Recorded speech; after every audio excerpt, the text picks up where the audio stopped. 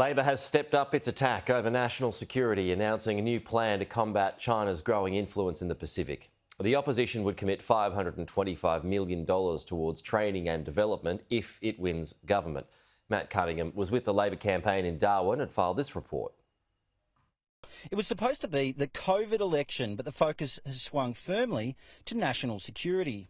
Let's be clear, the prospect of a Chinese base less than 2,000 kilometres from Australia's coastline is dramatically detrimental to Australia's security interests. Seizing on a security pact signed between China and the Solomon Islands, Labor announced a new plan to support our Pacific neighbours. We know the first priority of government is to secure the nation, and this means we have to secure our region. We have to build a stronger Pacific family. The plan will see a new school to train Pacific troops, extra maritime surveillance and an increased footprint for the ABC. What they're effectively saying is they're going to keep doing what we've been doing. There's one difference though. I sent in the AFP. The Labor Party wants to send in the ABC when it comes to their Pacific solution. They have a Q&A solution in the Pacific. What we have is real investment in our partnerships with the region. Unlike Mr Morrison, Labor wants Australian voices in the Pacific, not the voices of the Chinese Communist Party. The Labor team pledged $525 million in foreign aid for the Pacific region over the next 4 years as it toured the National Critical Care and Trauma Response Centre here in Darwin. Labor also attacked the Coalition's record on climate change, saying it had hurt Australia's relationships in the region.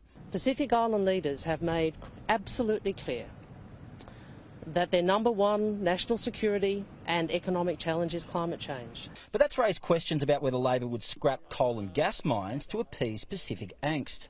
Should we be stopping the approval of new coal and gas projects in Australia? No, what we should be doing is what Labor is doing, which is sending out a clear policy, a clear framework. Will Labor require projects in the Beetaloo Basin to buy carbon credits? I answered in Alice Springs. The answer is that no coal project will face a carbon constraint that is beyond, that will make them internationally uncompetitive. From isolation, the Labor leader was also asked to clarify the party's emissions reduction policy and whether coal mines would be forced to buy carbon credits under a Labor government. There will be no carbon tax ever. Labor's legacy on border protection still posing problems too. What visa will you give these people? What visa, Anthony? We won't give them a visa. What, you're going to take them straight from the vessel onto another vessel and take them to Nauru, are you? They will not be allowed to settle in Australia. Anthony Albanese insisting his opposition to temporary protection visas for asylum seekers won't undermine national security.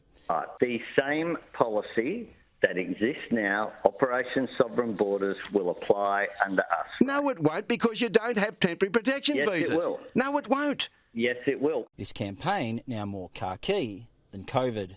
Matt Cunningham, Sky News, Darwin.